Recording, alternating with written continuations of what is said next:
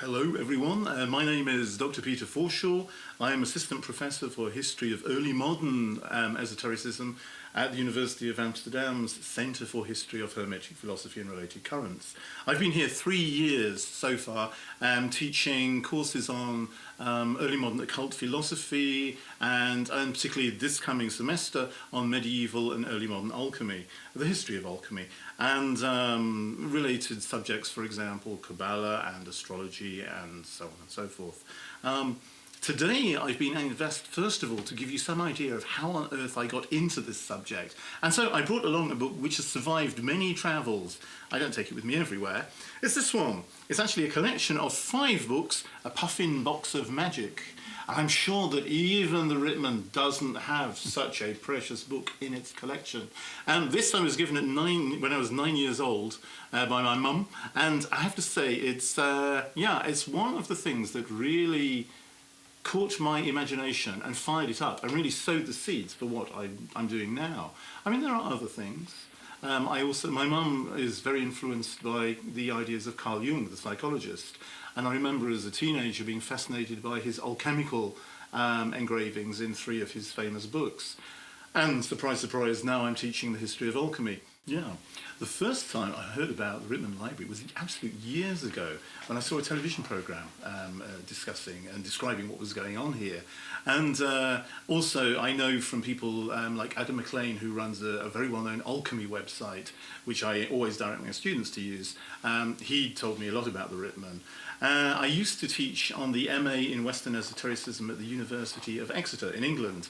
And there the Professor Nicholas Goodrick Clark used to show films about the library funded by Joost Ritman on different subjects, of course on Rosicrucianism and alchemy and other fascinating subjects. And I was envious of students of mine who would come over here when I frankly didn't have the time to, and they come and they tell me stories about what was in the collection and mouth-watering objects. You can see here not just books but also images as well, and objects in your display cabinets and things like that. Anyway, I was lucky. I got invited to come for an interview at the Centre for History of Hermetic Philosophy, and I have to sort of emphasize that it's the only centre in the world that teaches these subjects academically, with a full professor and 2 assistant professors. So I came for my interview, and I was lucky enough to be offered the job. After the interview, the first thing I did was come here to the Ritman. Luckily it was just after lunchtime, it was open, and I came in, and I probably made a pest by telling everyone I'd come for an interview. Anyway, I was lucky, I got the job, I came here, and since then I've continued to be a pest here at the Ritman Library by bringing students, for example. I'll be imposing again. I've got a course beginning, an MA module on the history of alchemy.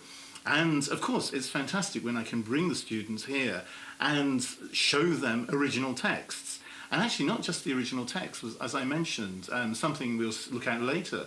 For example, a painting on wood of alchemical emblems and things like that. So this is, for me, all part of this idea of this sort of hermetically open project, where, yes, you're open for visits from over-enthusiastic academics, from their equally enthusiastic students, and I have to say from friends who are not academics, but they're absolutely fascinated in the field. So I like very much the ethos of the Ritman Library, that yes, we're catering to scholars, and you've got amazing primary material here, you've got unique manuscripts that you just can't find anywhere else.